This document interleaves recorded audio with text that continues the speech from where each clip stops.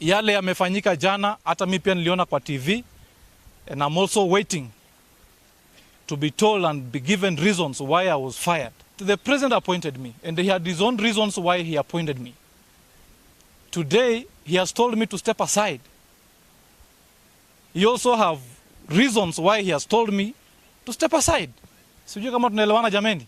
There's nothing to worry about. Hakuna kitu imepotea.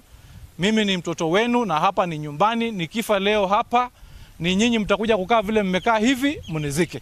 Kama watu wa Western, waziri ambaye tulikuwa naye katika serikali yake alikuwa Echesa. Na kwa sasa umemtoa. Hujatuelezea sababu, lakini tunasema ni sawa. But what we want to ask you is that we must get a replacement from Mulembe Nation as well. Because that government today, as we are talking, without Rashid Echesa now, there is no minister or cabinet secretary from this region.